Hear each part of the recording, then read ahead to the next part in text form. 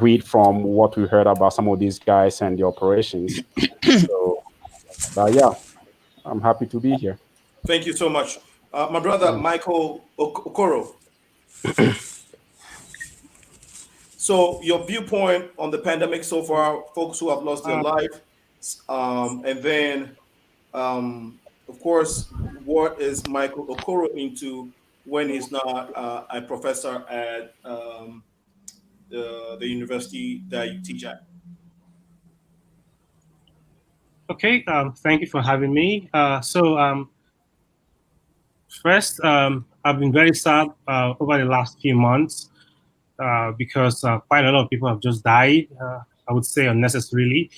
I would think that we could have, as a people, managed this pandemic a lot more better if we were sincere, open-minded, and if we're able to sincerely adopt globalization as a culture for everyone. But then I think certain things happen, and then a lot of people die, and people are probably still going to die.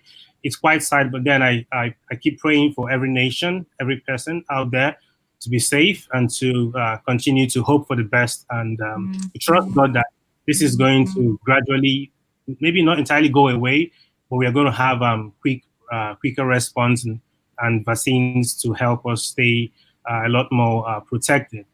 Okay. So I teach young people. I'm very passionate about the development of the mind.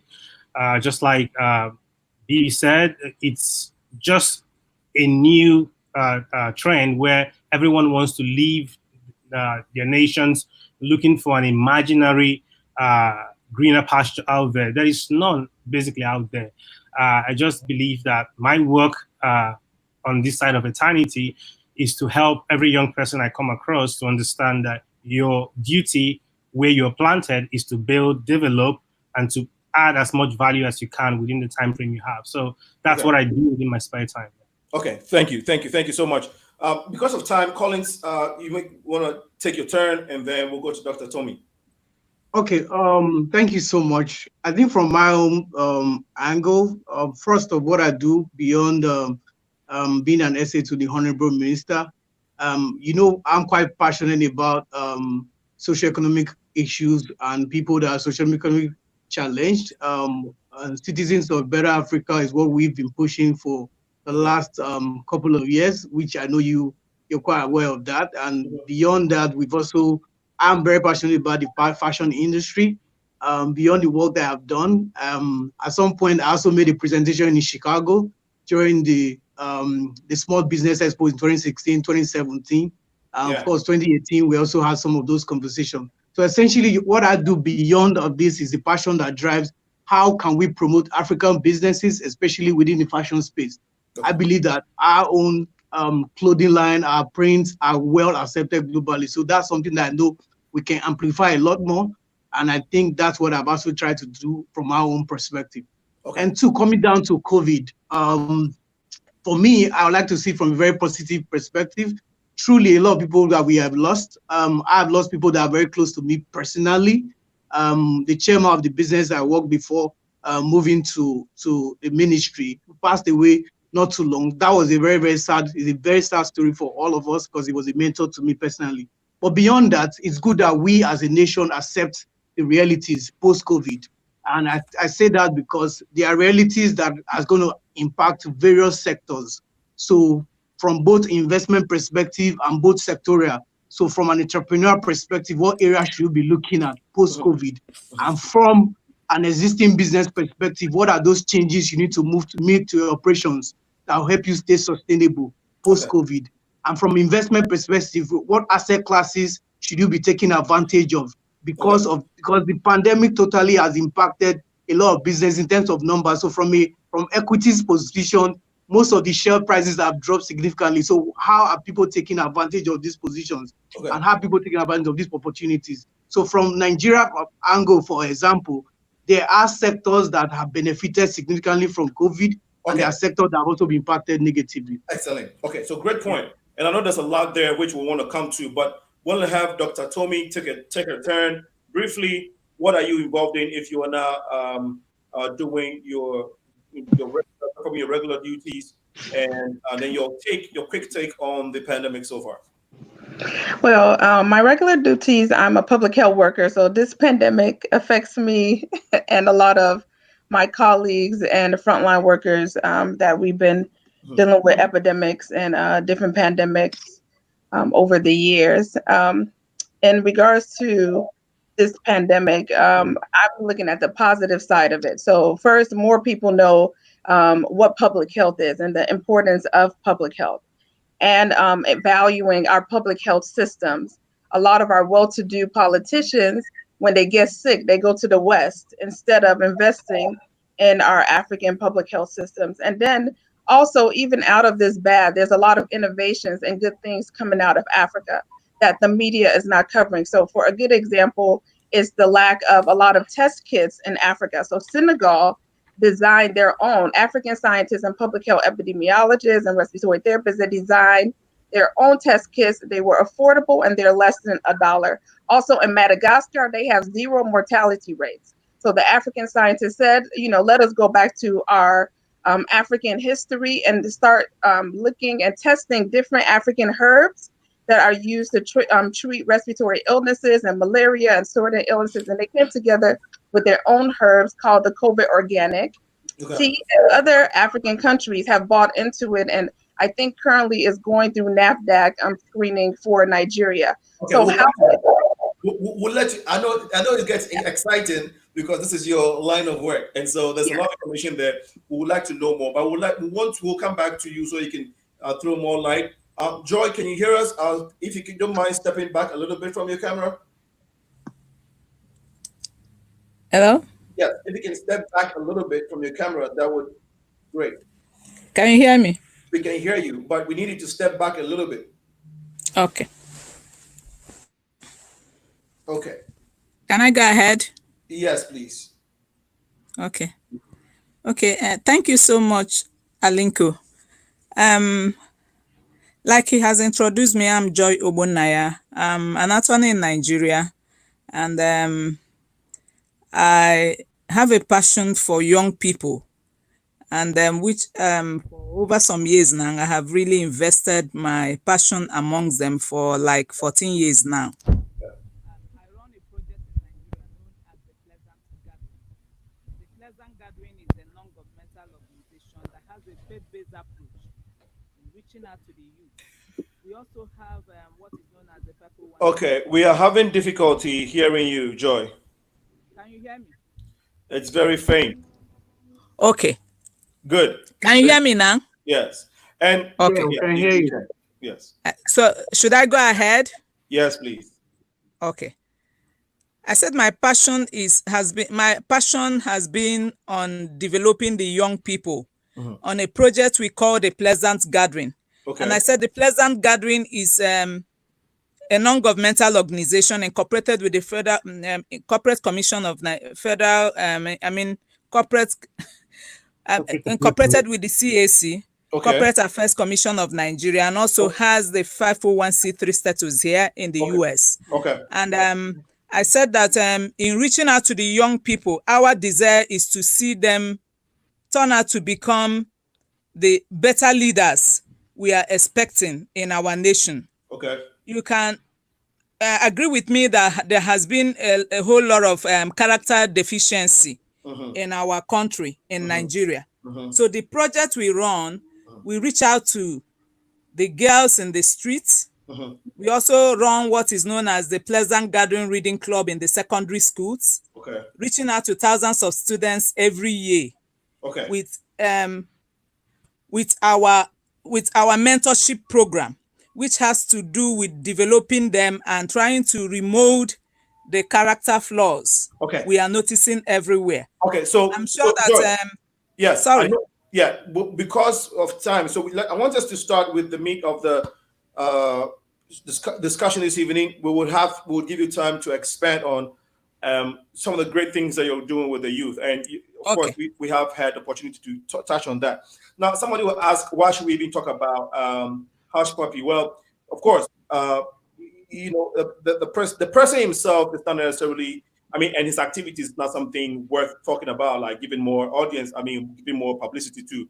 That is not what it is. But I think it's more about the after effect of his actions, of his alleged actions, which um, um, adds to the narrative that society has placed on some of the countries in Africa, specifically by him coming from Nigeria. It adds up to some of these. I mean, we can claim to be ignorant of some of these things. We hear it all the time, and so how do we, as a people, say that okay, we know what is going on, we hear what is going on, because again, as Africans and as a people, whatever issue that arises in our society, we take it on ourselves to talk about it. We're in the U.S. Be you in the U.S. or elsewhere. If you're African, it does not exempt you from contributing to or adding a voice to some of the societal issues that are going on, be it racism, be it economic inequalities, be it slavery, be it neocolonialism, be whatever it is. All of us, including Africans, speak of it. Whether it's Africans perpetuating it or not, we speak on it. So, if as Africans, if we have a situation that is kind of like emanating from our society, as the people that we are, we want to say, okay, we identify this situation, and it's kind of tarnishing our image or adding to the negative narrative about our society. So we want to be able to accept it and deal with it. So here is the fine reason why, and it may not make sense to everybody, but a lot of people also get it. So we would try and go with the flow. Now, Hush Puppi, as you all, I guess, are aware of, and if you're listening, I'm sure it's all over social media. He's alleged to have siphoned and siphoned a lot of money from the U.S., and not just money from the U.S., but unemployment money. And unemployment is something that unemployment insurance is a safety government policy that has been put in place so that if anybody in the U.S. runs into a situation where runs into an unemployment situation, they are able to live off of it. Now, this unemployment insurance is a tax deductible money that is taken out of people who workers account. So it's taken from source. You don't even see it. As soon as you get paid, they take it from your check. So that one day when when you run into trouble, they can pay you through that. And so it becomes very necessary that if somebody is siphoning this money for his own personal good, then guess what? A whole bunch of people get to be disadvantaged. More so during the pandemic when everybody is scrambling to survive. There is no money in the system, and people are struggling to get their unemployment checks. And then we have this issue. It just doesn't look too good. So, Mike, I want to start with you. Maybe now, anybody else? I know you all have heard about this. Who I want maybe Toni. Dr. Toni. Can you speak on this matter when you first saw it on social media or when you first heard about it? What were you thinking? What kind of thoughts did you have when you saw this or heard about this news? Well, I was actually quite disappointed, because of course the media does not cover a lot of good things that come out of Nigeria and Africans back at home in the diaspora that are doing good things. And when you're talking about corruption, there's so many other countries and other people on the top FBI and CIA list.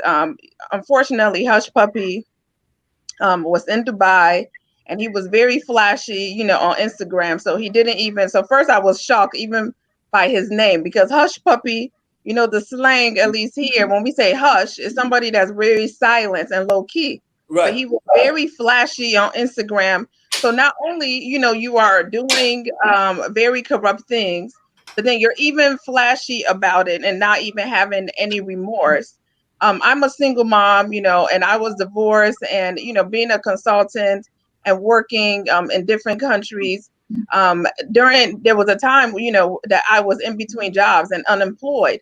And, to imagine somebody, scamming unemployment, even during this pandemic. I know a lot of people that have lost their jobs in my church. One lady is a single mom of, I believe she has 6 children, and she was on a long waiting list because the unemployment is so long. Remind you, a lot of people are working at home, teleworking virtually. They're understaffed, they're overworked. So the paperwork to even do the unemployment is a long wait. Yeah. So it took her months before she was just telling me. She just told me 2 weeks ago. She said, "Oh, Tommy, we've been praying. I have a testimony. They finally approved her, for what she applied for. She's been unemployed for like 3 months." So, it really hits home. But I want us to try to change the narrative and say that, there's so many other Nigerians that are doing very well here in regards to this pandemic. There's a lot of Nigerian doctors, public health workers, epidemiologists, respiratory therapists that are on the front lines, that have put their lives in danger, that a lot of them that have died that people don't even know about. I know so many people in Chicago, where I grew up, in Atlanta, where I served, that have died. But really, speaking as somebody that has been on unemployment and knowing, all that paperwork and to be waiting, and then somebody is overseas being flashy, and stealing that money and having no regards. But that goes into the deeper cause of people even respecting people like Hush Puppi, so they see him on Instagram and they see him with all those flashy things. And frontline workers, we might not be that flashy. We can't afford all that Louis Vuitton and Gucci and all of that. But I put more value on saving lives and the work that I do behind the scenes than how much money, if you say, oh, you stole $1 billion, I would rather help, use my time, my talent, and treasures, which a lot of Nigerians are doing. A lot of, the current statistics, it says the Nigerians are the most educated. Even the recent class of Nigerian medical students at Harvard, the most minorities that graduated were Nigerians. If you look at the Forbes 40 under 40 list, 28% of them that are successful are Nigerians. Also, when you look at the movie industry, the Nollywood movie industry is the 3rd best in the world. Even they just have a recent Netflix deal. That's why you get a lot of stuff. So we need to change the narrative. Yes, we need to, on that. I know the lot of stats there, and I want to give you more time to go, so we're not rushing through it. Nigerians are great people. Africans are great people. Everybody is great. Okay, no discrimination. Everybody is, but we just try to say that, like you say, we live in this country and unemployment is a big issue and the pandemic. And so with someone, trying to do this to unemployment insurance, which is hurting a lot of people for its own personal good, it is very important that the community that he comes from, we come out to say, okay, this is not what we stand for, and so that is why we are here. And I want to take, what is the name? Bibi, you live in Nigeria, and I want you to tell me how your perspective when it comes to some of these issues when it arises. How do you feel about it as a Nigerian living in Nigeria? What is your own view when it comes to individuals involving in this type of activities for their own personal good? So I didn't even know about Hush Puppy, to be honest. And I think that had to do with the kind of feeds that I received. And it's pretty much what goes on social media. Social media would always put out something that would make the news. And as they say, good news isn't any news because people wouldn't really follow it. I mean, one bad apple doesn't spoil, the whole basket. Right. And I know that we have a lot of good. I agree pretty much with Dr. Tomi. We have so many good things coming out of Nigeria and Africa as a whole. And we have, the spikes of one Hush Puppy this year and another guy next year doing stuff that get publicized. But when you compare this to the goods, I mean, I really like Dr. Tomi's perspective because I actually echo that as well. If you compare it to the good things that Nigerians have done, it pales very small. That does not then necessarily mean that that we shouldn't talk about it. We have to address these issues. And yes, social media I mean, there are certain things that would always trend on social media, things like what Hush Puppi does. And a lot of times, when they say that when people are in despair, anything becomes a commodity that can be peddled for them to buy. When you find people in abject poverty, and you find, thank you, Joy Ogbonnaya, for even encouraging youth to read.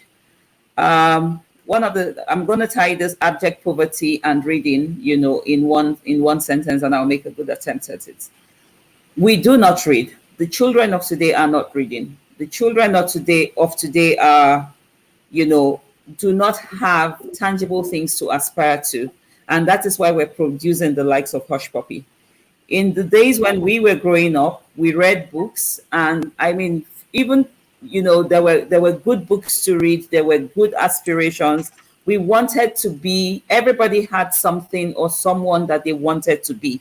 Everybody had a role model that they wanted to image, and somehow that's defined and defined, kind of like helped us to form the choices that we made in life, and also kind of like defined our path or the ways that we decided to go. Nowadays, social media is everything. So, and on social media, you find out that common sense doesn't really trend, but stupidity would trend, right? Corruption would trend, and all those things. And this is what then becomes the material that is consumed by the youth of today.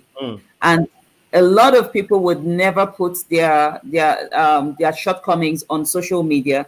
They would only put appearances of making it or actually making it, right? And those appearances are defined by vanity. And you find a lot of people subscribing to this and aspiring to this.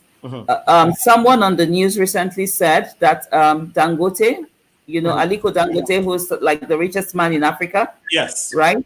Yes. From the last statistic that I'm aware of, doesn't even have more. It has probably about 10% of Hush Puppi's followership. Aliko Dangote and I are related, right? I'm Alinko too, so him and I are related. Wouldn't that be nice? Indeed. So yourself and your uncle do not even have the followership that Hush Puppi has. Exactly. And that is to tell you that people would subscribe to every appearances of good, but then we all know that everything that glitters isn't gold, and this is the quintessential case of it. So we need to find more content, and that brings me back to my point and my passion, where we need to begin to find better content for consumption for the youth, so that their aspirations can take a different direction, can take a more positive direction, rather than take the direction of vanity and faking it to make it or actually stealing to make it. I love that point. And we just want to highlight some of the comments that are coming in. So this is great. Thank you so much. Want to hear from Michael. Michael, now you have a very interesting story, if I may use that word, or I'll say different. You actually were in this country. You came to school here. You could have stayed just like what millions of everybody does, but you decided to go back to Africa to use your skill set to help Nigerians, and you are doing excellent. Tell us about that. Tell us about that story, because we want to know we want people to get it that some of this bad nuts that's not necessarily spoiled the whole lot, but the perception out there is that he's a Nigerian, he did that. Okay, Nigerians are that. Nigerians are, what I'm saying, Africans are like that. So tell us your story, please, briefly. Okay.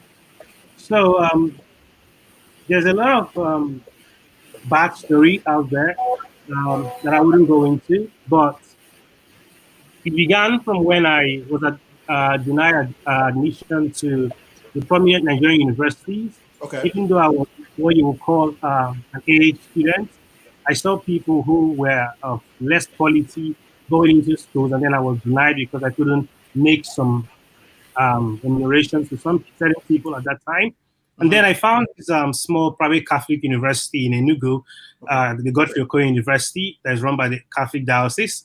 So I got into school and then began to do my passion, which is to teach and to learn biology. Okay. And I studied biotechnology, and I had conferences to attend, and then I met people who advised me to go ahead and study abroad. And then I tried and did that. So I came in contact with Professor George Uday, an African-American living in the United States. He was my mentor. He's the one that first brought me to the US on internship, and I came. That was in 2013, did my thesis from undergraduate, came back to Nigeria. And then after 1 year, the National Youth Service Program, I came back to teach. I was invited back to resume as a research assistant at Godfrey Okoye, my alumnus. And so then I started applying for schools. I got into New York University. That was because I was in the US already, because I was invited to do research for 6 months. But then while I was studying in the US, something hit me, and that was the truth that most Nigerians who have come to the West live a good life, light, supply, everything you basically wanted, would never return to Nigeria because, of course, why are you going to return? And this is not because they just want to return. No, most times they're influenced by parents, their peers. I mean, there's a lot of people telling me you're very foolish, you're very stupid. Like, why would you even cross the border and then return? And I will always tell them, I have a passion, I have an assignment. And that assignment is not in the United States, it's in Nigeria. And that is because Nigeria needs people to be built. People who would return to build. And then I always follow up with, if everyone in the US or who are citizens of the US did what we are doing as Nigerians, there wouldn't be the Western nation, there wouldn't be European nations that we are all running to. Some people sacrifice their time, life, resources to build what we are running to enjoy. And I think that is where we all miss it, right? We just think that some kind of magic is going to happen and boom, we have a new Nigeria. No, it's never going to happen. It's going to take time and process. So when it was time for me to leave, I packed my bags, and then armed with knowledge I received from DNA LLC, where I work, and I also work at Cold Spring Harbor Lab, I asked them, is it possible for me to go and set up a research institute that would train young people for free in science? And they said, fine, that's if you could do that. But then they gave me a list of things, and they included that we will have to pay 300,000 USD to get a license. So I felt that was too much, but then I just came back and just began to work with my people here, and the vice chancellor was very helpful. And in 6 months, we had a DNA Learning Center lab in Enugu set up, fully equipped, and then we were ready to run. And because of what they saw, they said, you know what? The lab president is impressed, and he's waiving up the 300,000 USD license, and we started operating in 2019. Why is this happening? And that is because someone decided, in spite of all the good life, in spite of all the money I could have been paid, in spite of all the necessities of life that I was afforded when I was in the US, I just felt that it wasn't going to be proper and morally just that I repeat the same things that I have said no to. So I think that's basically my story up to now. And then I have come back to Nigeria, sometimes light issues, and then you have to do 4 things, 5 things just to get electricity, like tonight. But then it's just the process to building a new Nigeria, a new nation, or a new African continent. We all have to decide that we have a role to play. And if we all played our roles judiciously, methodically, I believe that we are going to achieve what we should achieve. And just to add that, like I think Bibi said, one of the most important things that we are all forgetting as young people and adults is that we are dealt a bad hand. From 1960 till now, we've received the worst of leadership. But that doesn't mean that everybody is bad. We are just unfortunate to always present the worst of us to go and represent us. So we are seeing the Hush Puppi because we have represented ourselves with Hush Puppi. We represented ourselves with the bad people. Like she said, why would someone want to follow someone that doesn't have a source of income? I knew he was going to be caught. It was a question of when. And there are 1,001 of them who are doing very corrupt things on social media, and you're asking, when are they going to be caught? When are they going to be taken out of the scene? When are we going to set examples with these people? Because everyone just wants to be good. Everyone wants to be wealthy without having a sort of income. So I think we should go back to the drawing board of building a nation. Oh, man, that's powerful. That's very powerful. Now, one thing that you said that also resonated with me a lot which I agree with, is that we have the 99.999% of us are good. Just 0.00 do something, and then they use that and they classify all of us. But you said something. You said usually the bad ones, we present the bad ones, right? Yeah. And so that's what society see, But we want people to see us, the good people. We want people to see more of us, and more of the good things that you're doing, and that's why we are very passionate about this platform to bring all this good stuff out more often, so that the negative stuff doesn't overshadow what we have been trying to build. And so, great points, my brother Michael. Thank you so much. I would go to my brother Okoro, Collins, no Okoro, Collins Omokaro. Let me just leave the last name. Let me just say Collins. Collins, my brother. Collins. Collins, what runs to your mind when you hear some of these things that Hush Puppi was involved in, and can you tell me what the feelings about the youth in Nigeria in general? Are they like, okay, hyped to these type of behaviors, or do majority of the youth they taste and reject some of these things? So I think I'll start from this perspective. I think as human beings, we are higher animals. All right. So as higher animals, what differentiates you from the other classes of animals is the ability to make choices. Okay. And that choice is what is given freely to everyone. And Hush Puppi, in his own part, had made a very terrible choice. Regardless of all of the inadequacies that we've had. I like what my other partner has said. Regardless of all of the inadequacies, you still find a whole lot of people that are making a whole lot of positive change. Nigerians account for about 59% of that have bachelor degrees in the US, 25 years and above. And 54% of these have white collar serious jobs. And we are doing so well in area of medicine, technology, aviation, and all of that. So we cannot really judge by the impact or the negative impact of one person. I think one thing that is very critical, which I feel it's from the youth perspective, is we need to amplify more. There's a whole lot that is being done locally, even in Nigeria. There are a lot of tech businesses in the last 3 years that have received serious funding.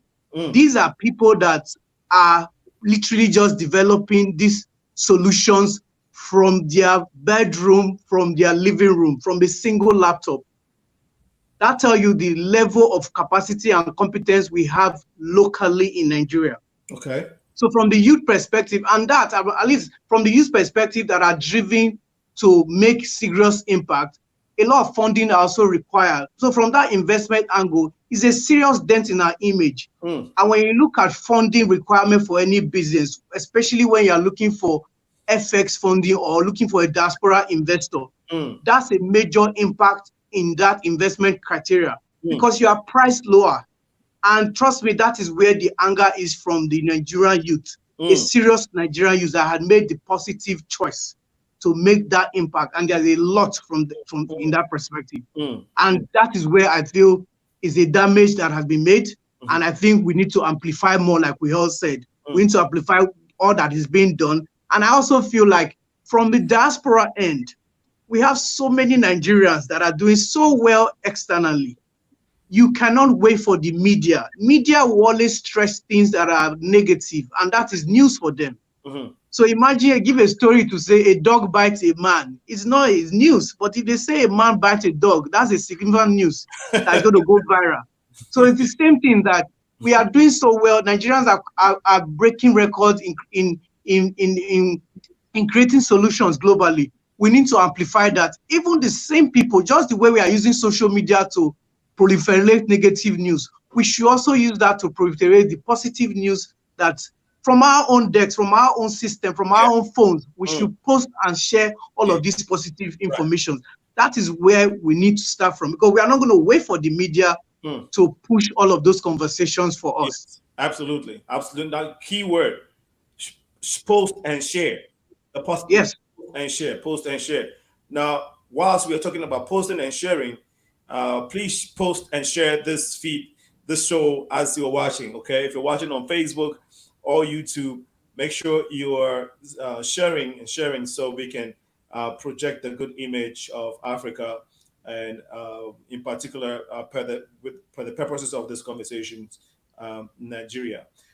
You shared with me, Collins, a story, something that you had to endure due to some of these negative narratives when it comes to Nigerians. You personally endured, like, experienced that. You know, you had to go through something like that at the airport, and so we would like you to share that story, which buttresses the argument for, you know, engaging publicly in these conversations on the subject matter, specifically Hush Puppi and his alleged actions and the consequences it has on our people. It's 3 minutes to 7 p.m. Actually, 2 minutes to 7 p.m. here in Chicago, CST. If you are in Africa, I'm sure it's about midnight or 1 a.m. And so I really appreciate you all from Nigeria, you know, be on the show. I'm sure you should be sleeping by now, but for the love of your country, the vision that, you know, we are on, you have stayed up to share your opinion. I really, really respect that, and I appreciate you for being here so far. To our audience who are watching in Africa, thank you for being up and watching us. Please share the feed so we can get these positive messages out there. My brother Kofi, you have here, one of the reasons why I wanted to be on the show is that you have been dealing with cybersecurity for a long time. Now, one will say, how can someone break into the U.S. Security system, more so the unemployment insurance, which happens to be one of the core government agencies of this country, like it's highly protected. First of all, how is those systems, are they breakable? And how do people go about doing that? Yeah, thanks for the time. And I'll just make a quick statement before I go into my narrative. All right. The only secure system in the world is the computer you have at the basement with no connection to anything, no power, nothing. That is the most secured computer you would ever find on this planet. Anything that plugs to anything or something is not secured. So let's get that out of the way. Okay. But so let me give a brief background of something that I normally teach people when I'm teaching class or I'm sharing knowledge in cybersecurity. The term hacker has a bad connotation to it. Okay. And the reason why it does is because you, the media, misuse that word. In fact, at the start of the days when tech was coming up, a hacker was somebody who was very, very creative, inquisitive, and always looking for ways to make something better. So let's say you create a program or something, and 1 + 1 is supposed to give you 2. A hacker will find a way to make it spell 1 + 1 is equal to 3. And they would normally be the people who do much more research, and the contribution from hackers actually help better things and even added more features to things. So they were good people. They were people who were very inquisitive about how to make things work in a different way. And then the original inventor or whoever did the first, whatever it is, would actually see the good in it and then add to the product. Now, of course, when we talk about anything good, we have the bad side. Some people who did the research and realized, shoot, if I can make this thing do whatever I want, how about I do it in a bad way, right? I can use it to my own benefit as opposed to making it in a good way. So in a cybersecurity, we call those people crackers. Okay, anyone who used the good research or whatever to circumvent something or a program in their own benefit or in evil or illegal way we used to call them crackers. Those were in the cybersecurity, arena. So when these people began to do things, nefariously, and they caught in the media people always couldn't distinguish between a hacker who used to be like a good researcher and had good intentions and a cracker. Okay. And then the media started using, you guys started using the term hacker did this, a hacker did that, and a hacker did this. And that is how the word became so used to and attached to a bad way of doing something. The reason why I'm giving this background is to come back to what you're saying about Hush Puppi and other people who are involved in cyber criminal activities. People are calling him a hacker. You see, that is where the media is wrong again. Okay. The attacks these guys do are what we call social engineering. They play on human mind. They attack the human being. You may not even need to have any computer like programming skill set, but you might be able to cipher all these things. Now it goes back to BB and what other others said. How many of us actually do read things? We don't. Most of us don't. Most of us capture all these things and we don't even read. Now this case that somebody's phone is ringing. Yeah. So if your phone is ringing, can you please put it on silence? Because we get the feedback here. Thank you. Yeah, we can get a feedback. So when this Hush Puppi thing came in, I didn't even know about him. Because if you're talking about hackers, you would not find these people on social media like Instagram. I can guarantee you that. Like these are serious guys who are themselves and they know everything you do on the internet or on a device leaves a trace back to you. Okay. This is somebody who might know how to play tricks on people. This is like a graduated 419 person. And I'm sorry to use that term, but it's something that we all know about, right? But because the media massages all these things and begin to misuse the word, hacker to associate with anyone who can just send an email and then be able to get something. Now, the thing that these guys are doing is what we call BEC, business email compromise. Basically, you can get any business's email by using any open source intelligent platform, and that is how you begin to do all this dirt. It doesn't require any hacking technique to do it. Going back to who reads and who doesn't read, do you know that this case, when it came out and when you called me out to come on this show, I actually went and read the actual court complaint and complaint that it was filed against Hush Puppi. Okay. 28 pages. I read all of it. Now ask yourself, how many people have actually read this, complaint? Which is the source, the accurate source of what actually happened with Hush Puppi's activities, right, and his arrest and all the court cases? Yeah. I can guarantee you about 99.99% got their knowledge about Hush Puppi and every other crime, thing from social media or from media outlet, which they themselves haven't even done any reading to what actually happened. Exactly. So that is why. No, you're right.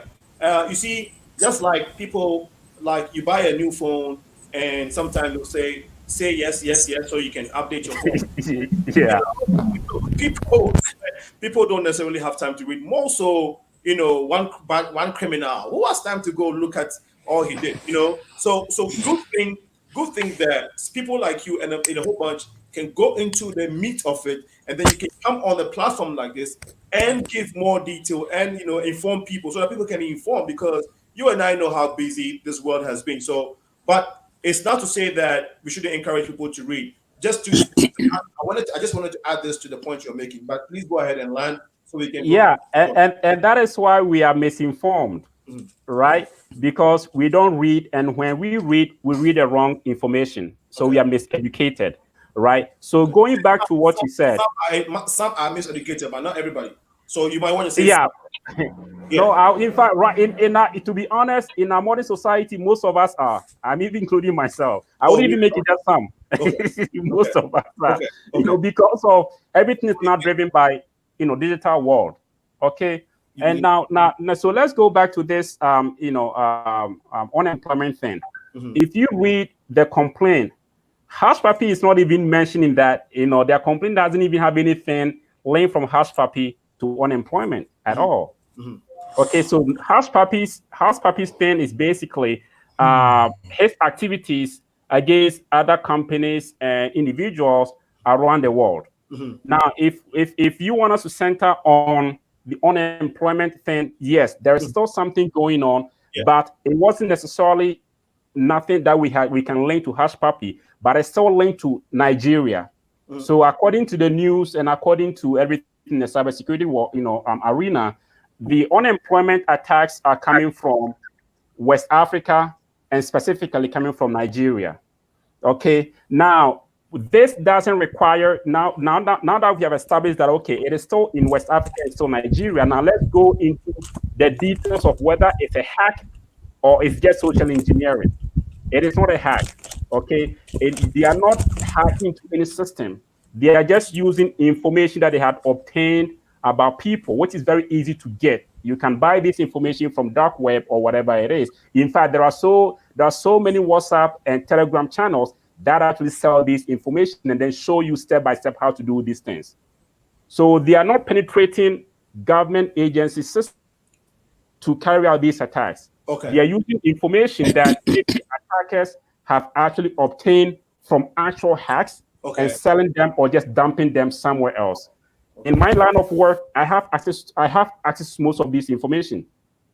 Okay, that there has been some for the past few years that are being dumped in the dark web somewhere, or they are being sold for very cheap, few Bitcoin. So if you can afford to purchase this information, then you can use this information to process unemployment benefit on behalf of someone else. So that is how the attack, that is how this unemployment scam is happening. It's not any system penetration. It's a reuse of information that has been breached from the past, compromises. Okay. So that is the second piece of how the attack is happening. Now you ask me, the government systems, are they hackable? Yes, they are. And that is why you'll be very, very surprised. The reason why they are hackable is, if you want, one of the biggest issues that we have in the cybersecurity community is red tapes and internal policy, politics. And you will never find big, long red tape and big politics than government agencies and organizations. So there could be something very, very small that needs fixed. And if it's not fixed, it can open like a can of worms.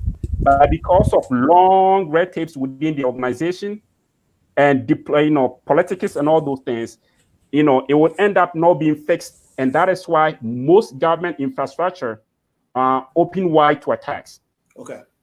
Well, it's one of those reasons. So yes, they can be hacked, they can be attacked, but it depends on who is doing the attacks and for what purpose. If you remember that there has been some news, I think last year, one of the government agencies in DC, I think it was Human Resource something, got like a huge hack. Yeah. Okay. And it was like a huge chunk of information, right? Okay. So because the Russians hacked too. The Russians having, they hacked the DNC server during the last election.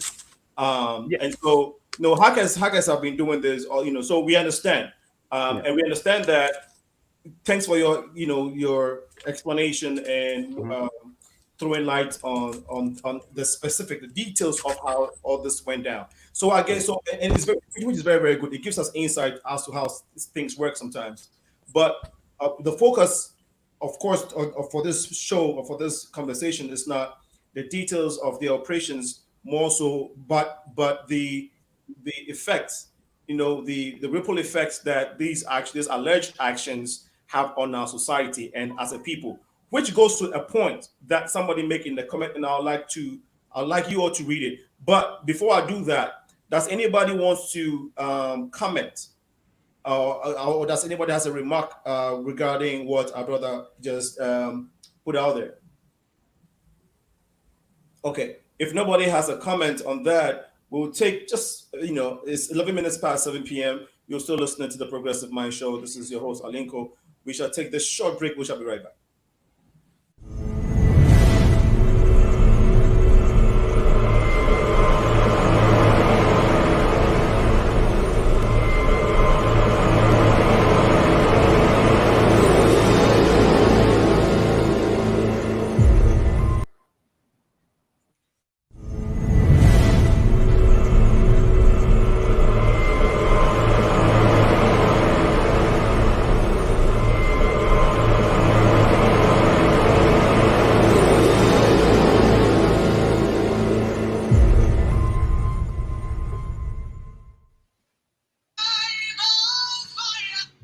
Okay, there's some fire going on in the background. Thank God nobody's in danger, even though there's fire. We just heard that noise. That was just a sidebar. Welcome back, listeners. This is the Progressive Mind Show. We're talking about the Hush Puppi situation. Of course, not giving any, not trying to throw light on his actions, but just basically trying to address the negative effect of his alleged actions on our society. And so we are pleased to have these great Nigerians here who are breaking it down as to their feeling about it and also what society needs to know and acknowledge when it comes to some of these things that we as a people dictate these actions, and we ask that the world see us based of our individual actions and not classify us based of what one bad nuts may indulge in. So a few comments here. Maybe we shall try to take these comments. So want to respond to some of these comments. Okay. So, okay, yeah. Tommy, thanks for putting that information out there. If anybody wants to know more, Johnny Woods just joined us. He says, great topic. Thank you, Johnny Woods. We have okay. So Sierra Miller, maybe would like to read this comment and have my guest respond to it. So Sierra says, "Why such a dichotomy of Hush Puppi and then distinguished and honorable Nigerians?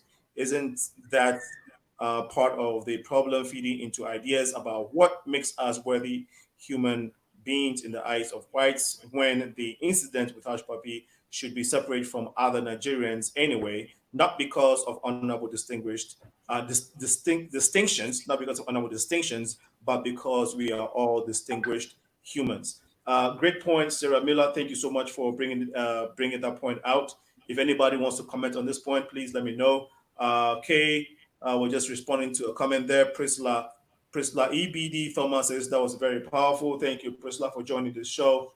And then we have, let's see if we can go through a few more comments here.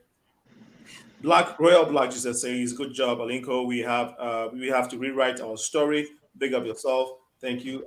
We are trying to tell the story, my brother, as you also have been doing on your August platform, Trend Africa TV. Great platform." Kay says, "If we do not talk about these kids on social media, if we don't talk about this, kids on social media might think is the best way to go. Responsible Africans talk about how to stop likes of that and steer the next generation for the better Niger, Ghana, or whatever we are, or whatever. We are one people and must think that way." Thank you so much, my brother K Mensa, an old good friend of mine, and then Dr. Melida Harris Barrow also says that I have to agree with Bibi. Our children no longer read. Maybe that also goes to the point that my brother Kofi made earlier. And then Dr. Portia Claudine Mascacco says, "Hello, Progressive Minds. This is a very interesting topic. Thank you so much." Well, we have variations of comments here. Ephraim Njeke says, "Do we really have to talk about this?" I don't want to use the word that he used, but you can see yourself. TT is also watching on YouTube. Okay, so much for the comments. Anybody wants to respond to some of the comments so far, so we can, before we move to the next question? Yeah, I wanted to respond to a few of those comments. So one of them, I think they were talking about BB and the power of education of our youths and reading, which is extremely important, but also knowing what to read. So because technology can be used, as our colleague on the platform, as he was talking, I was like, oh yeah, I never read the police report. So I know how to go, because I worked with top government agencies. I know immediately I can go to the Justice website, and I pulled it up. But many people don't even know how to search appropriately to get the right information. You know what I'm saying? So knowing what is fake news sources versus valid news sources. So I know if it's a U.S. government website, it has to end in .gov.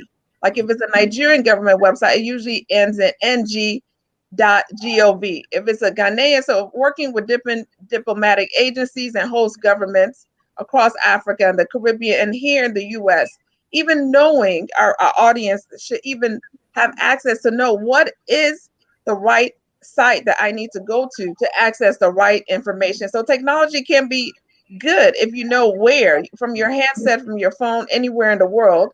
And that's why I added the link, and he also just added the link for the full report. But many people don't have access or access to know where to get the right information. Social media like this and like our panel, what we're doing now is great because we're sharing factual information. You know, we're letting you know based off our experiences and the positive sides of Africa. I think Mr. Micheal Okoro, he brought up that he wanted to go back and make a difference in Africa, which is very taboo, because if you talk to a lot of our cousins back at home, they're like, oh, you know, everything in the West is perfect. We want to, you know, we want to go there. And it was even me. I was born and raised in the U.S. I'm a first generation Nigerian American. And when I told, you know, I was always an Afro optimist. So in undergrad at University of Illinois, I was the founder of my African Student Union because I saw that there was no African Student Union. They had an Asian Student Union, a La Casa Latino Student Union. When I went to grad school, I always said, okay, I want my first job to be as a diplomat working with CDC Nigeria in Abuja.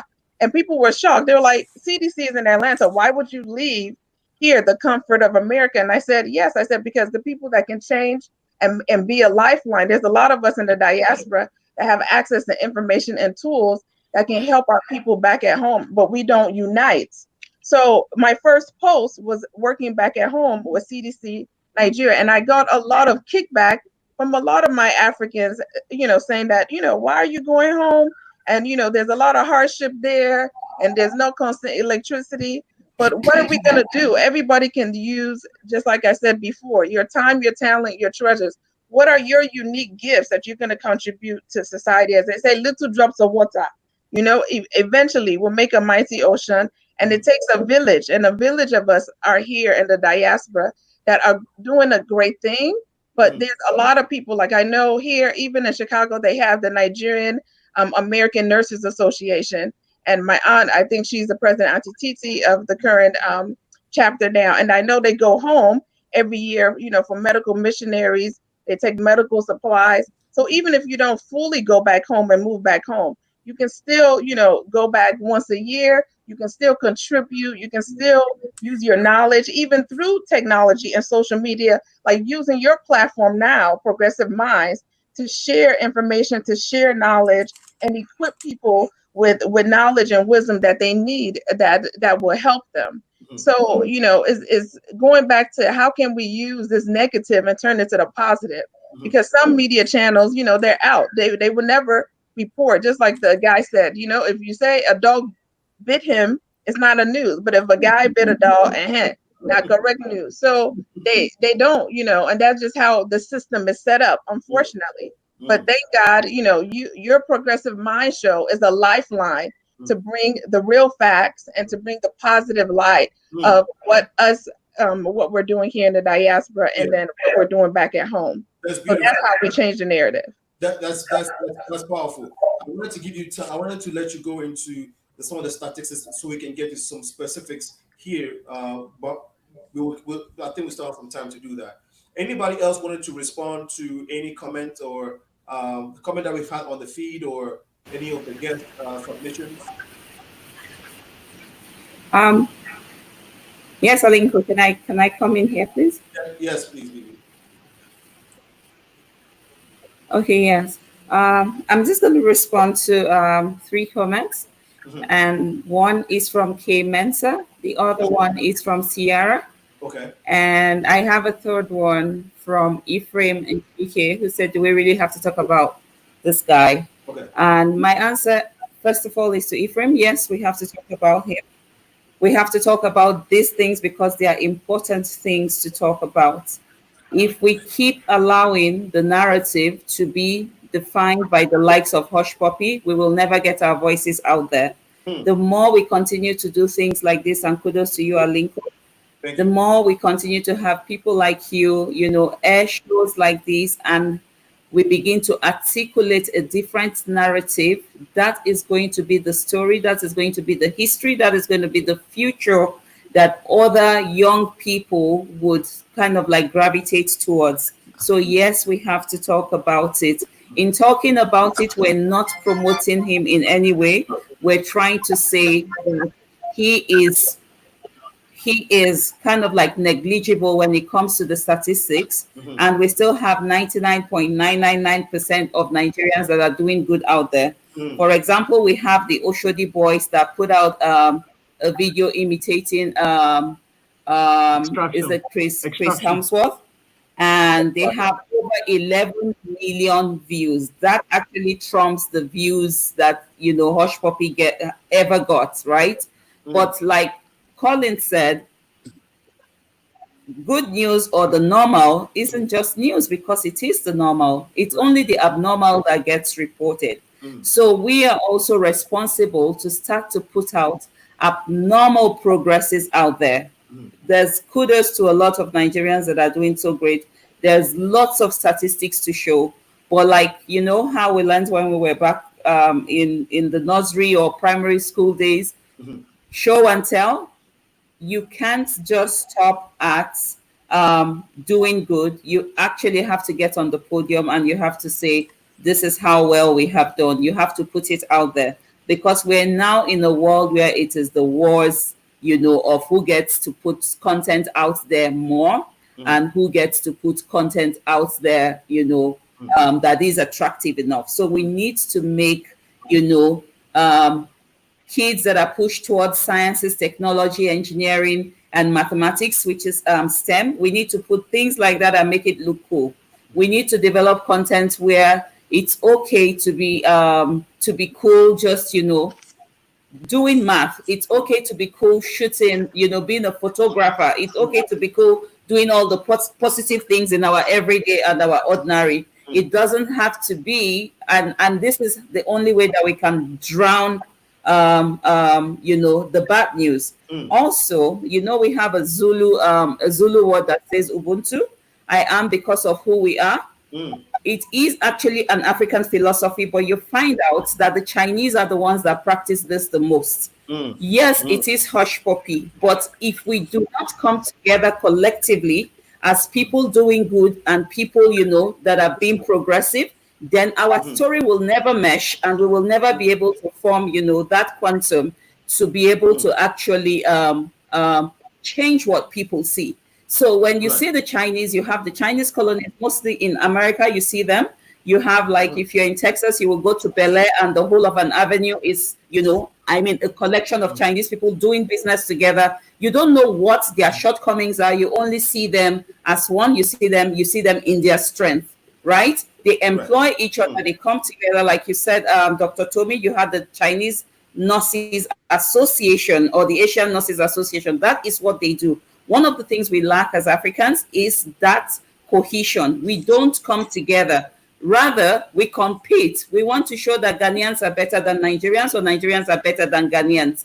We want to, we compete amongst ourselves, and we need to stop that. We need to stop that quickly. We need to begin to co-create the things that will make us who we should be, right? Because if we don't come together, then things like Black Lives Matter will continue to be, we're going to continue to say we're occupying for Black Lives Matter when it is actually repeating the freedoms, trying to gain the freedoms that we already gained in the past. But because we are not united, then we have to fight those battles all over again. So we need to come together and, do things more together. And that way, a collection of, all the tiny drops of good will make an ocean of good that will drown every bad thing. All the Hush Puppies will just be, what they should be in the background, like noise, and we will move on. Can we all give her a thumbs up for her submission? I mean, I think she made an excellent point. That is awesome. Thank you so much. That's powerful. I wish I was recording just that part, just that piece. Okay, record that and I'll use it for promotion, promo. No, but it's to say that I really love the points that you all have made. Great points. I want to connect it to the youth, which is what Joy and Michael have been working on for some time.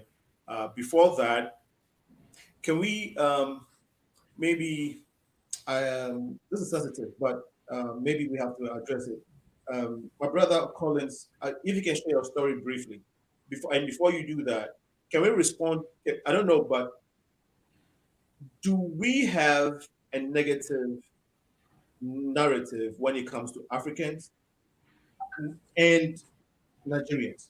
Is there a worldwide negative perception? And I have something to say. Nigerians? Can we respond to that? Because some people say yes, some people say no. But personally, Collins, do you think there's a negative narrative when it comes to Nigerians? I think it's heavily amplified. I'll use my own case study. So you agree? So I was going to spend Christmas with. No, so I was going to spend. Wait, hello, are you hearing me? Yeah, we can hear you, but I want to know: do you think the race is it a fact? I mean, do you think that there is that much, negative vibe in our society towards Nigerians? Do you think that thing exists, or people are just making it up? No, I think people are really making that up. I mean, there's a whole lot of Nigerians that are doing great stuff out there, and I think it's not really about Nigerians. No, I'm just saying that the perception. Do you think that a lot of people have that perception, that negative narrative about Nigerians? Do you think that actually exists in terms of people thinking, not the fact that Nigerians are, but you think that there are people out there who are thinking negatively about Nigerians? Yes, I think it's yes. I think I totally agree with that. There's a whole lot of negative perception about Nigerians, and that has actually has been transferred. When I say transferred to even our passports. Sometimes so I'll give an example. When I was traveling to spend Christmas with my mom, 2018. My mom lived in Florence, and when at the German border, immediately I flashed my passport, I was separated from the queue. So they were like, so they tried to make you a bit polite to say you are being randomly selected for secondary level checks. And they had to call my mom to ask her if she was expecting anybody, if she was expecting me. They had to ask me. My passport, of course, had US visa, had a London visa. I had to literally explain what I went to the US for in 2016, 2017, what I went to London for, why others were just so, and it was only Nigerian. I was going to the US too. So I went through Qatar. Exactly the same thing. When we were boarding from Qatar we're boarding to the US. As immediately they flashed my passport, they just took me to one. So I didn't complain because I know this is what it is. It is our passport. And trust me, it's just Nigeria, I can tell you, because Ghanaians had all of those, and it wasn't a good feeling, I can tell you. But I mean, I just knew that someday we need to put out that right. We need to amplify the right perception. Truly. Thanks for sharing that.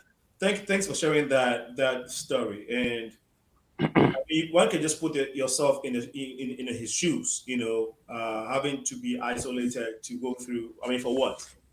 So I'm glad that you shared it. Like to the point, to Dr. Tony's point, Tommy and Bibi's point, we will keep bringing these conversations together, and like little drops of like the saying goes, little drops of water makes a mighty ocean. So these little conversations, if you continuously have them and have a lot more people join in, which is why if you're watching, you should be sharing the feed now, because we want a lot of people to be joining this type of discussions so that we can overshadow the negative narrative. And so, hey, Aliko, I wanted to say something quick. Yes, go ahead. To add. So I see Mr. K. Mensah has posted something about we need to unite United States of Africa. Yeah, and quickly. Quickly, right? Okay, because I need to go to Michael and Joy. So quickly. Yeah. So going back to what Michael said, that we have had bad choices. We have made bad choices when it comes to our leaders since 1960s. All right. And what I see from my side of point that we're making a mistake and we make it for so many years is we're trying to impress other people outside our continent.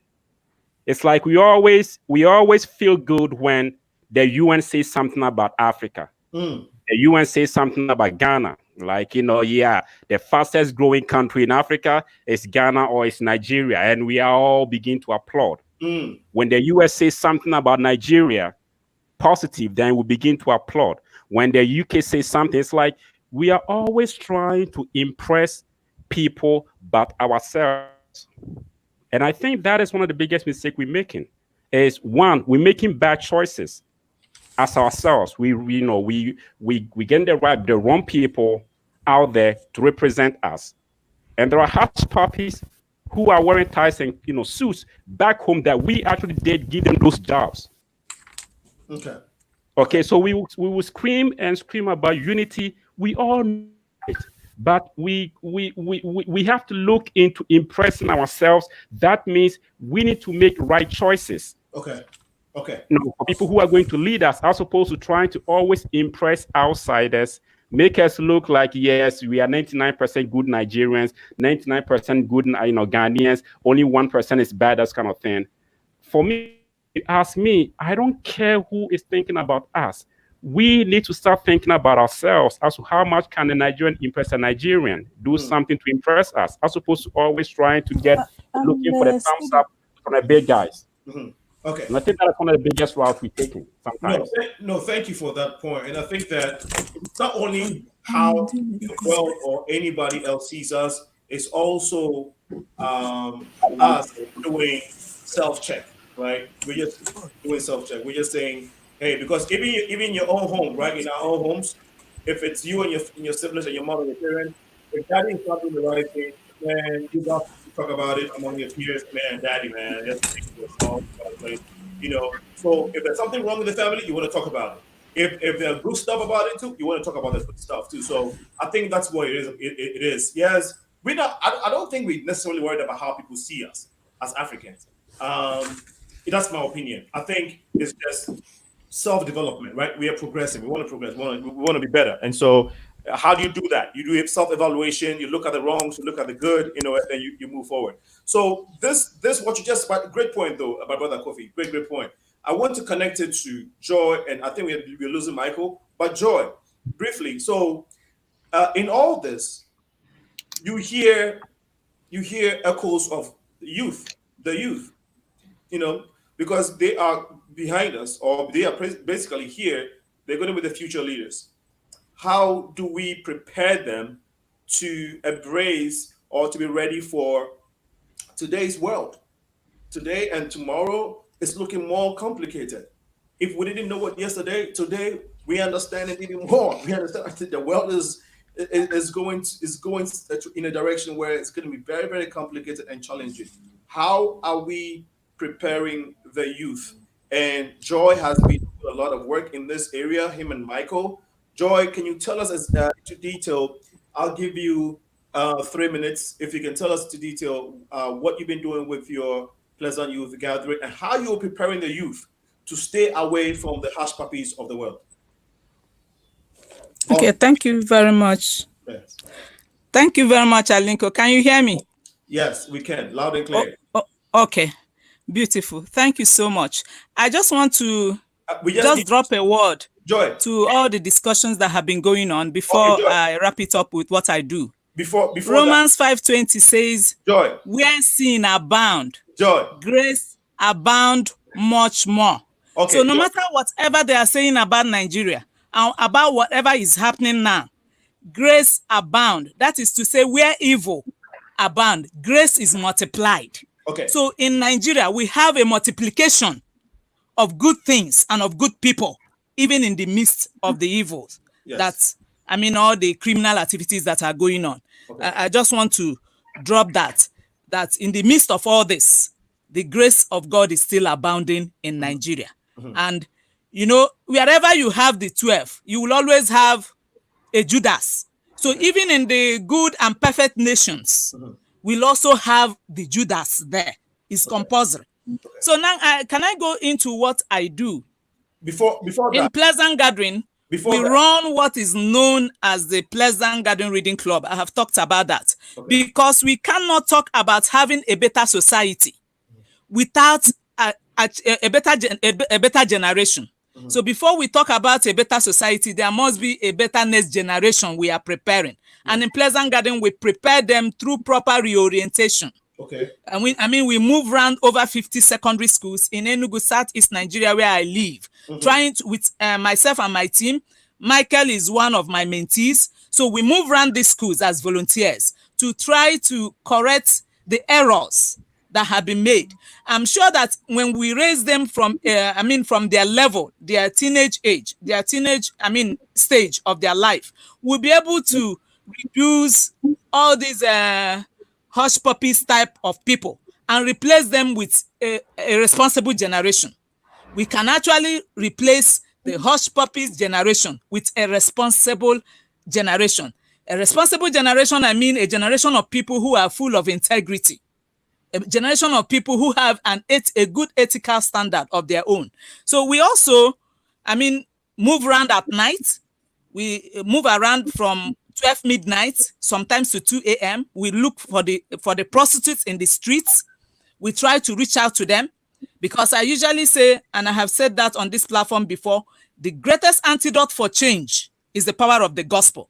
So no matter whatever, that is going on around the globe, we still have the gospel as the greatest antidote for change. So we meet with these girls and we try to rehabilitate them when we pick them up from the street. I want to say that there are other social vices that are going on amongst the youths that need to be corrected. Last year, we gathered over like 6,000 young people for one-day convention from 61 secondary schools within Enugu. And all in the bid of coaching them and trying to coach them and bring them back to the normal societal life. Because it's not just about the 4 walls of education we give them. There is need to try to correct the deficiency of characters we are having amongst the young people. I will briefly share this with us. There was this girl that came for our program. She's 15 years old. She had another friend, SS2, that is her friend. When they finished attending this program, the convention, she went back and told her dad all that we taught them during the convention. That's the 6,000 audience. So her father met me at a burial, and then the father started sharing with me. He said, thank God for the good work you are doing amongst these ones. Do you know that my daughter has a friend, SS2, that is her friend? And she came to their house to stay for some time. And the way the girl was dishing out money, 15-year-old girl was dishing out money, calling the driver, go and get this for me, giving the driver ATM card to go and get money for her. And at some point, this man, the father of this girl that attended the program, now went to her and asked her, well, I don't like the way you are sending my driver to go and get all these things, and collected the ATM card and called the father. He said that 2 of them now went to the bank to check, because the father said, I only have like 10,000 naira in her account. That's the only thing I had. Okay. Then now started checking and noticed that this girl has like 800,000, 15-year-old girl, in her account. And then on further investigation, they discovered that she also had, a British passport with a visa on it. Meanwhile, one of the girls that came for the program with them, her life got changed because she was saying she was into pornography, into masturbation, secondary school students. So what I'm trying to say that in the Pleasant Garden, we are doing our best to ensure that there is a moral change. There is a reverse, if it is possible, to rewrite the destinies of these ones through the activities of what we are doing.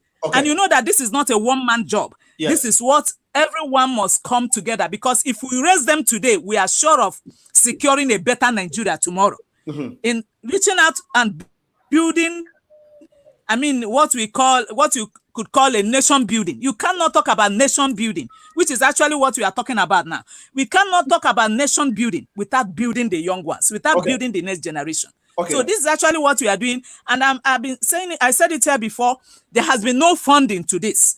Government is not involved because you keep going to the government, writing letters. Sometimes you spend 10 hours in the government house looking for sponsorship, approaching people, and nobody is, nobody cares about what you are doing. But we are talking about 6,000. If we are able to reach 6,000 today and their lives are affected or in any form we are able to bring a change, I'm sure it's going to affect another 12,000 people ahead. Okay. So we need to begin now, and we need to start from the grassroots. That's why the Bible says in Proverbs 6:22, it said, train up a child in the way he should go. When that child is old, he will not depart from that way. So there is a need to do a grassroots job now. And like I have said, these are the major activities. We run the leadership training for the young ones because we need to train them as good leaders. If you're able to raise them as young people now, involve them in our, in all the resolutions we are building, in the bills, in whatever we are trying to do, initiate, bring young people among, include youths. In taking decisions, so that as we are doing this, some other NGOs, I know that there are other NGOs trying to do women empowerment and the rest of them. As I'm talking to you, we have so many prostitutes who are under our rehabilitation. We pick them up from the street. Some of them, they have killed people and they doing that. We picked armed robbers from the streets, and you will know that this person will tell you I'm an armed robber. So there is a whole lot of work to be done. And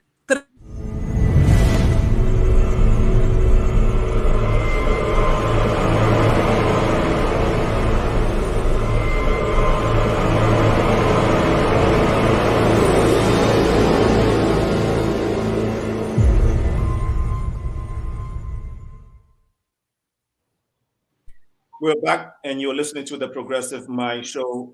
I'm your host, Sana, aka Alinko.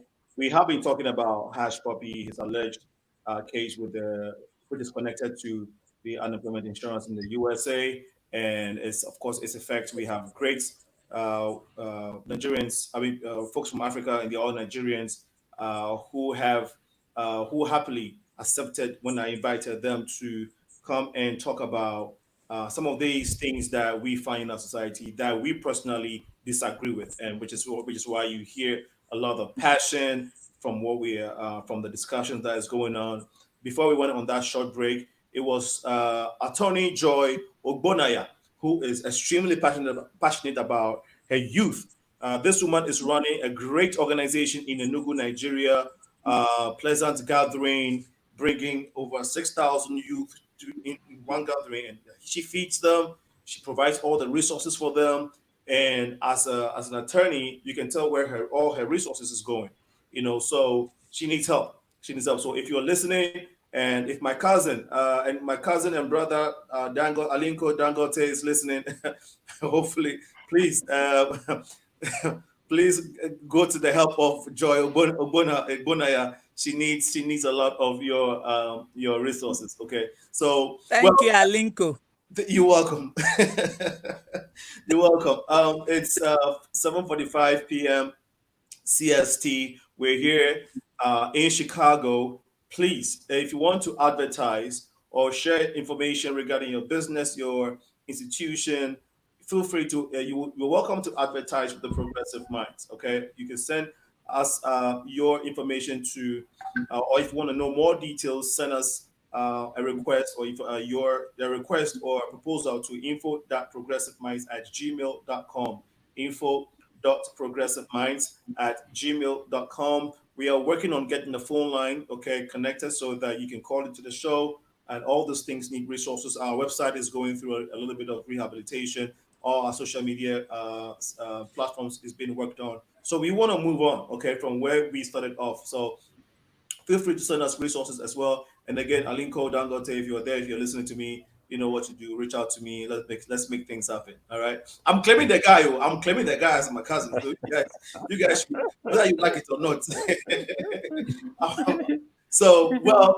It's been great so far. My brother Michael, I know you also work with the youth, but Bibi has something to say with regards to AU and I think it's AFC. I'm not sure, but Bibi, 20 seconds. Go ahead and comment. Joy will come to you again before we if anybody wants to respond to Joy, please go ahead and do so. But before that, Bibi. Okay, so as you may be aware, 57 years ago, the African Union kind of like came together, with the likes of um, Kwame Nkrumah Mhm, and Ali Selassie, mhm, right? mhm. And they had kind of like they came together to say that Africa needed to unite. And I see a lot of people on the platform, sending in messages and putting on comments about Africa needs to unite. There was one that caught my eye saying that we need one African passport.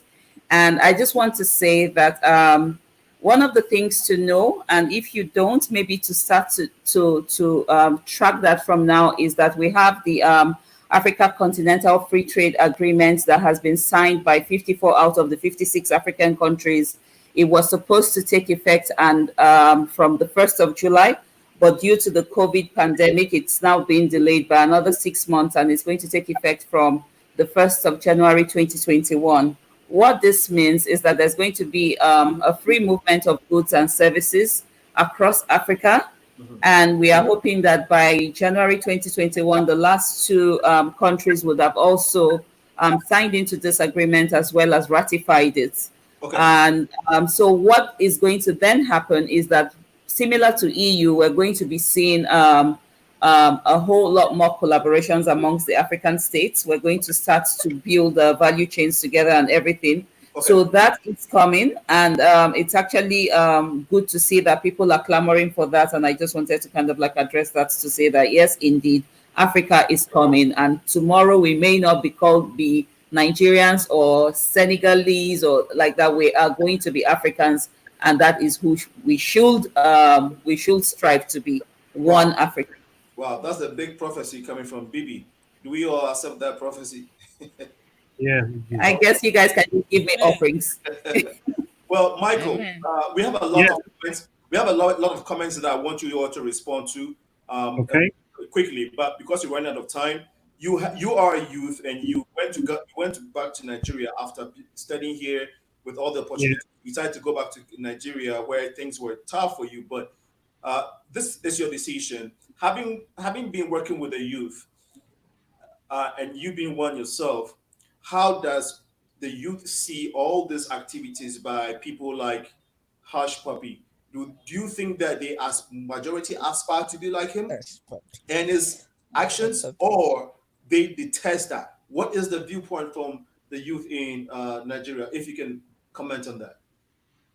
Okay, so just quickly to say something in 5 seconds from what Mommy Joy said. I call her Mommy Joy because she's my mentor. And since my undergrad days, she's been my mentor. She's been a great leader and coach.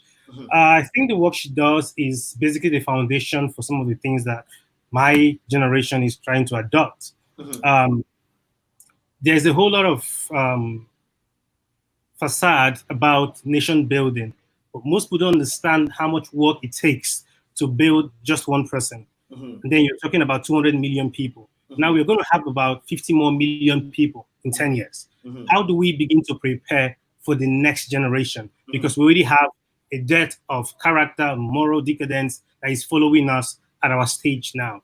So the work that people like Barrister Joy Ogbonnaya does is supposed to be key to building the next generation, where we return back to the drawing board. And I'm going to talk about three major concepts before I give you a perspective of the young people I work with. Now, there are three things we probably don't understand. And then for those who work with the honorable ministers, I really appreciate their work because I know I've been there before. I really know the volume of work they have to do to bring about excellence and competence at the level they're working at the federal government. But then, what is nation building? What is a nation, and who are nation builders? I would say that Nigeria is still begging to be a country. We are not a nation, because every nation is defined as a stable community of human beings who are together on the basis of common language, territory, history, and a psychological makeup that makes everyone have a heritage. It's personal for everyone. And then, what is nation building? It is a process of building and constructing an identity that should be national. Okay. And then thirdly, who are nation builders? I would say, because of the work I do there is an A, B, C, D. First of all, every nation builder must accept responsibility for the well-being of the nation that you want to see. B, they must believe in the greatness of the nation because greatness in itself is a potential. C, everyone must be committed at all fronts. You must commit your time, your energy, resource to the progress of the nation you want to see. And then finally, D, you must be determined to do everything possible to possess the desired future and to defend it. The future is not ahead of us, it is inside of us, and we need to deliver this future. So working with the people, the young people that I deal with, I call them the Joshuas and the Esthers, I try to help them understand that we don't have to dwell on the mistakes of the people that we call leaders or the mistakes of our fathers or mothers. They might have put in their best, or maybe their best is not just good enough. It is on us now. The onus is on our shoulders for us to make difference. Now, some of them read the stories of the Hush Puppies, and to be honest with you, the people I work with are not frizzled. I wasn't disturbed. I just knew that a time is going to come if we continue to build by tenaciously helping to develop every young person's moral fabric. A time will come where there will be no Hush Puppies, not because they don't exist, but there will be nobody glorifying them. There will be nobody pushing them out to be represented. There will be nobody giving them media time or airspace or even mentioning their names. There was a time, when our parents were in their prime, that you couldn't even mention that you were a thief. You couldn't mention that you were a fraudster. But now it's like it's being celebrated or glorified. Up from the young people in schools, the politicians, the leaders, everyone is involved in this charade that we call leadership. But what we are doing basically is everyone is looking for his or her turn to get a grasp of national cake just for personal benefits. Okay. So I believe that if we're actually going to build a nation like Mommy Joy says, it is a long journey. I could tell you, it is a long, tedious work. We need to begin from remolding everything from fabric to the kind of education to the kind of things we listen to, the curriculum. Who is even giving us the educational curriculum? Who is drafting these things? Who is giving us the constitution? Who is telling us how to lead ourselves? Where do we get these things from? Like Kofi said, we don't need to wait for the Western or European nations to praise us before we could know what to do. We're already great ourselves. We just need to harness the individual greatness and potentials in everyone and to galvanize ourselves and to project a common front of the fact that we have to go back to the drawing board and begin to rewrite every single thing that we want to see in 10 years, in 20 years, in 30 years. It starts from today. Okay. So somebody's saying that you should run for president of Nigeria. So maybe... Yes, I'm thinking about that. Yeah, I'm thinking about it. Okay. Well, that's powerful. And thanks for your submission. That was very excellent. So there's another comment from Ade. Yes, outstanding, because they will become president. Now, John Major, you made a very passionate appeal, or actually, I'll say you gave a very passionate presentation. I know we have some government officials on this platform who have heard you, and these are kind-hearted people who are actually working for the good of Africa and Nigerians. And so I'm sure that there would be exchange of maybe contacts after the show. You may begin to have conversations on how you all can collaborate and get a lot more help for the youth that you're already taking care of. If anybody wants to comment on what Mama Joy presented earlier, I don't know if she mentioned something about trying to get help and not, but so I don't know if I want to give the opportunity to the government officials to decide whether they want to respond or not. So that, I'm not in trouble for not giving the honorables the opportunity. So anybody wants to respond to that? No? Okay. All right. Collins, do you want to go ahead? Well, I mean, I think like Alinko said, what she's doing totally aligned with some of the initiative that we're also driving from the federal government angle. So essentially, I think we can take those conversations after now, so that we can just exchange number and then drive and see how we can assist from our end. I think that's what really matters. It's totally what she's doing is great. It's great stuff. So, and the impact is what we really need to build that next generation. So I think it would be good for us to take conversation forward and take it after now. Yeah. No, thank you so much. A comment from Biando. He says a lot of people, youth, and even adults are trying to be in the next happening person. Social media plays a huge part in this, and it's now a platform that is filled with made up colleagues, colleges, but in reality, it's not who they really are. To live like these individuals, people start to do the unthinkable. Fortunately, that is from Biodan Abad Ubudu. And then Kay says we need more of great and beautiful minds on on this show today. Thank you all, my brother. Thank you so much for your comment. Let's see if we have a new one here. Sierra put up a comment. Baby, we might. Thank you. You're welcome. I think we have a few minutes. Let's see if we can get Sierra's comment up somewhere here. Okay, it's a long one. Maybe we put it up and see if we can touch on it quickly. She says, "I'm with you, Kate. No need to impress others or prove our morality because there has been a vested interest in portraying those of African descent negatively. That's a difficult beast to combat. When we know ourselves, we can laugh at the attempts to portray us negatively. This radio show is proof that the news is not really the news. We don't hear conversations like this on Fox News often. Our best bet is to build our communities with the knowledge of who we are as our best selves." Thank you so much, Sierra Miller, for a brilliant and intelligent contribution as always. And everybody's contribution today has been brilliant. It's not to say that other days we have bad contributions. Every time we have good contributions. Okay, so great points from everybody. There is indeed a need for reorientation of our local minds towards positive national self-esteem. We're hoping to get a phone line so we can hear the voices of the people who are commenting. I'm sure they have brilliant points, but sometimes when you're typing, there's so much you can type. So we definitely will get that. Melinda says, "Africa, you are one. It's time to unite." Okay, so this conversation has really generated. She said, Dr. Melinda again says, "Well said, Bibi." Okay, I think it has generated a lot of positive vibe, right? Maybe positive energy from everybody, and we are very grateful. This is a great platform. This one from Ade Square says, "This is a great platform. This needs to be featured on CNN." Yes, Ade, please call the director of CNN. Tell them the cousin of Aline Kodangote in Ghana or Nigeria, right? This needs to be featured in CNN. And so they put it on. Think what you see, yes. I think they'll be wondering, what is the cousin of Aliko Dangote doing on the radio show? I mean, he shouldn't be doing a radio show. I mean,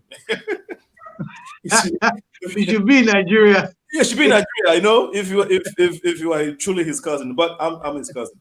Anyway, no, guys, it's been great. It's 8 p.m. already. It's 8 p.m. already. So our time is up. But I can't leave you all without giving the opportunity to maybe comment on some things that you may have missed that I didn't give the opportunity to. So I'll open the floor. If anybody wanted to say something real quick before we close out, please go ahead and comment now. Maybe a comment that you want. Okay, go ahead, Dr. Toni. Hi, I just want to say thank you all to a great panel and also you for hosting this show. My last comment is, how are we going to be the African giant? So if you guys saw last week, Burna Boy, he won the BET Awards, and I love his acceptance speech because he said, for Black lives to matter, Africa lives should matter. We are one. And the colonizers, he started off his speech talking about the Berlin Conference and how they divided Africa and started slavery. And, I think that when people get fake news, they're enslaved, with false information. So how do we break, that stronghold is to really put out great positive information. So thank you for Progressive Minds. And, we are all African giants and we are all doing our part and we all have the power to do our part and be a voice to the voiceless and to help those that are vulnerable in our communities through our talent. So thank you so much.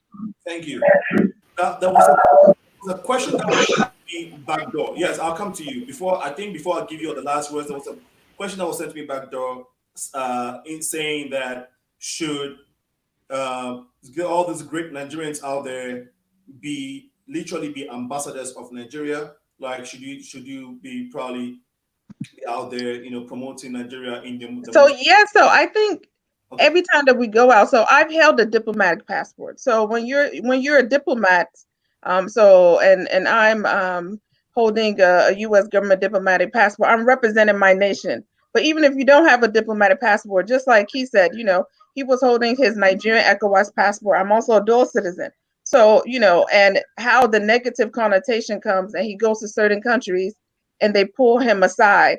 That does not mean that, you can't still change their mindset. So because somebody, maybe their first encounter with somebody that is Nigerian or African, rub them the wrong way, that was negative. That doesn't mean that you cannot be an ambassador. All of us have an ambassador. What is an ambassador? Just like when people say, even biblically, I'm an ambassador for Christ. So how can I represent Christ in my workplace, as a mother, and everything that I do? So I'm an ambassador of my nation, of America, of Nigeria, of Africa. So everywhere I go, I need to rep and understand that whatever I do, whatever I say, it makes an impact, even indirectly. So we are all ambassadors.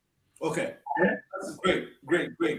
So that's the excellent point. Anybody else wants to comment on this ambassadorship thing? Is it necessary? Okay, Bibi, I see you. I actually just wanted to round up by saying kudos to you, Alinko, for putting this together. Thank you. And there's a saying that goes, the people's perception is their reality, right? And a lot of times you cannot control what the reality of people are. You can only control the perception. So as has been echoed by several people on this platform, we need to continue to collectively push the good forward, because that is what then forms perceptions. A lot of times, most of what we know about something is what we have perceived. And as long as the perception keeps being negative, then, the likes of Collins and myself will keep getting pulled aside for the secondary level checks. And maybe not as often as Collins, because you also have a beard, and it can kind of have some kind of like Taliban connotations. And so yes, we need to control the perception as well. And like I said, people may just not know the reality. They won't come to Africa to see what is going on and all the goods, but our representations outside, like when we were growing up. And Mama Joy, you're going to agree with me with this. When you have a child going out of the house, you want that child to represent, right? You want that child to represent. Even if that child is stubborn at home, you just want him to represent. When you're at church, if I sit next to my mom at church, she pinches my thigh just because I'm like fiddling too much, or, maybe talking to my sister, right? Because she wants me to represent. She wants me to represent as a good child. And that is what people see. What people don't see, which is the bigger part of the iceberg, is what lies within, which is the strength. But ensure that whatever it is that is obvious to people represents. That's what we should do as Nigerians. That's what we should do as Africans. Wow, powerful. Thank you. On that note, I will challenge you, Alinko, to put forward a show similar to this, where we're talking about your brother or your uncle, Uncle Aliko, and we are actually representing by putting forward our best food. Yes. Right? And we can then go to one of the guys, like is it the Coast Gold or Gold Coast in Ghana? Gold Coast. Yes. And then we also put a panel together to talk about his experiences, and how he has, made it, where he is today, and, kind of like run us through his journey. Okay. Those are going to be good series as well. No, I love that. This is what we're about. So thanks for that input. Okay. I think for me, yeah, I'll come to you. Please hold on to that. Kofi, can you give us your last words? Yeah, I would say once again, thanks for having me on the show. And I would always respond to your call. It was a last minute, but I had to come in, and Thank you. Great to meet such a great panelist, and especially those back home who had to stay up that night, late at night, to share their, knowledge. Kudos, to all of you. I will tell people, and I'll just give a very quick example. When I had, Okay, quick. okay, I'll make it quick. Okay. When I had my son, right, 2 years ago, at the hospital in Chicago, I put a big sign at the door, and the sign was, read, was like this. I appreciate anyone who came to the room to see my child, because you know me and you're part of my family. That's why you're here. But Mr. and Mrs. Facebook, Mr. and Mrs. Twitter, Mr. and Mrs. Instagram, Mr. and Mrs. WhatsApp, none of them are part of my family. So when you walk out of here, don't tell them about my life and my child.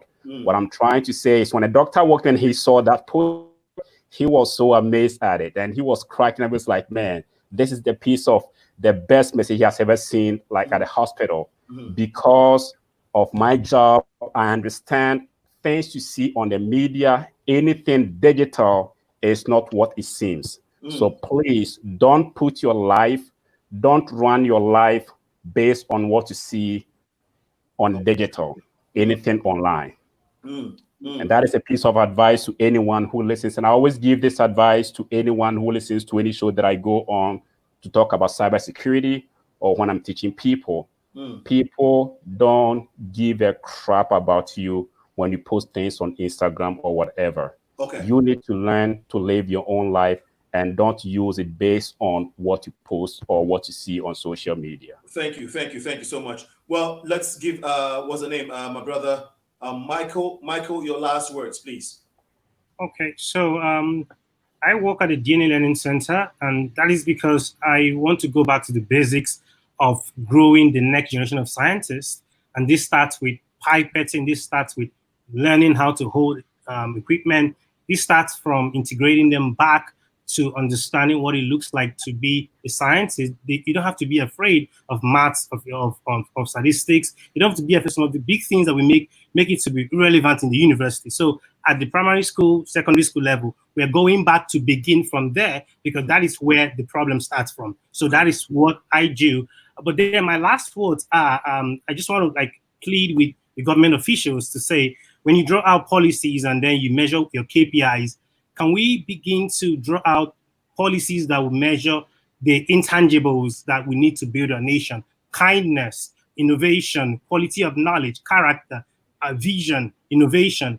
If we begin to do that, it will place more emphasis on excellence rather than material things and gain. Yes, people could win grants and scholarships, but can we allow those who show the qualities of a great Nigerian person to be the ones that we're going to project? Okay, so please, maybe that would be a good suggestion for us to move forward. And then, please, everyone, and thank you, Alinko, for putting up this show. I hope that we'll get more opportunities like this to talk with more and more young people, and then begin to put our best foot forward. I think this is our best foot to show everyone that Africa, and indeed Nigeria, has a lot to gain in the next 20 years. And then we are just arising from the ashes. That's what I believe, that we are coming back stronger than what we've been through before. So my mentors will say, we don't need to look like what we've been through. We are looking like what we have gone through, because somebody is basically focusing the media camera on Africa to show every bad thing happening in Africa. What if we take out the camera and place it where we want it to be? And that should be where the excellence of Africans, of Nigerians, are being showcased. And I think that is going to move us a lot quicker and forward. But remember, it's a lot of work to build any nation. Exactly. Thank you. Thank you so much. Man, look, I'm tempted to say this is one of my best and favorite shows. Like, personally, I'm just feeling it. I've done so many shows tonight, but I'm getting, you guys are blowing my mind with all those points, brilliant points. I wish we can keep talking, but we will let Collins give us his last points, and then Dr. Toni, and then Barrister Joy, you will close us with your last words, okay? So please be prepared for that. But Collins, your last, I know you wanted to say something, so go ahead and say that. Yeah. I mean, it's just a closing word. So first, I just want to appreciate everyone, and thank you so much, Alinko. I think my word is is a parable that says, until the lion learns how to write, every story will glorify the hunter. So what it means that we must amplify, we must write our stories, and we must share our stories, and the fact that we are greater than the sum of our individual ambitions. So as a nation, as Africans, we must put our best foot forward, we must write our stories and share our stories ourselves, because that's the way we're going to change the narrative. That's the way we are going to make the impact that is required to drive the positive perception, to change all of the narratives and make everything that we ever desire positive. Okay. That's my point. Great point. Thank you so much. And Dr. Toni. Oh, I think you already had your last words, right, Dr. Toni? Yes, yes. Oh, you did. Okay. Yes. Thank you. Barrister Joy, please close us in 2 minutes. Okay, I just want to appreciate you, Alinko, and everyone on the panel tonight. And I say, may the Lord bless all of us, and including the viewers. Thank you for sparing your time to watch us. Just a word. I want to say, Africa, be brave. Nigeria, be courageous. No matter how thick the darkness is, it can never supersede the light. And that's why the Bible says the light shineth in darkness, and darkness can in no way overpower the light. And I also want to say, together, let's join our hands together, like what BB said that is going on the African Union platform. Let's join our hands together and leave our signature on the documents of human history. It's all about a legacy. Even in the next 100 years, when we are no longer here, it will still be speaking. Thank you, everyone. And we look forward that one day the glory and the beauty of Nigeria shall be restored. Thank you. Thank you. I love it.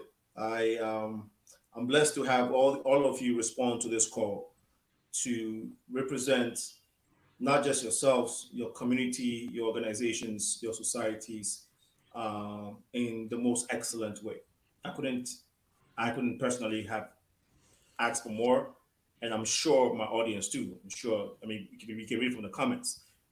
So we are blessed. We have been blessed to have you all my guests on the show. Also, my great, wonderful audience who have always been here through thick and thin. I am grateful. I'm grateful. God bless you all for listening and staying the entire 2 hours and 15 minutes. Those in Africa for staying this long. You could be sleeping and snoring and enjoying your beautiful bed, but you have decided to be part of the discussion. This is what we need: coming together and coming together to build a better community for ourselves. What we engage in. My brother says, Alinko, how can we support this show? Well, you can go on my website, click on the donate button, and put in a fat check there. Okay, fat money. Because the reason why we need fat money is to improve on our equipment, to be able to get production going, and also bookings. There's a lot that goes into this. Time, you have to leave everything, leave work, leave all kinds of personal things to make sure that we are making an impact. Okay, we just don't want to come on air and speak. We want to be able to make an impact. So if you go on our website, theprogressivemyshow.com, you'll be able to be a great support to us. You can also volunteer your special skills. If you are a social media person or somebody who has production skills, whatever skill set you have, you can contact me at info.progressiveminds@gmail.com or go to any of my social media platforms and send me a message. I wanted to put my phone number out there, but not everybody needs to have my number. It's not a business line, it's a personal line. So I'll leave it for personal people, okay? Only personal people. But info.progressiveminds@gmail.com is my email. You can go on there. My website as well, theprogressivemindshow.com. You can always reach out to me. PM Show for Instagram, and then Facebook is Progressive Minds. Okay, next week, Wednesday, 6 to 8 p.m., we shall be here talking about another powerful conversation that would, that would lift us up from one level to the other in terms of building our community. Once again, thank you all so much. Remember that to whom much is given, much is required. Before we go, if you want to advertise your product, the business, your services, your professional institution, anything that you want to put out there, if you're going to do a wedding, baby ceremony, whatever, bring it to us. Okay, we'll sell it for you. You just pay us some small money. That's plenty, small money. You know, so we want to advertise your events. So please, that is how we can also build what we need to build and be sustainable. Okay, so we need your small dollars, and we will do the promo for you. All right. That being said, God bless you again. To whom much is given, much is required. I love you, my great guest. I love you, my audience. We shall be engaging in this conversations in the near future. Okay, promise. Yep. Yeah. All right. Thank you. Good night. You all have a wonderful evening. Sleep well. Thank you so much. God bless you. Bye bye. Yeah. Collins, I'll get your number from. I'll get in touch with you. Yeah.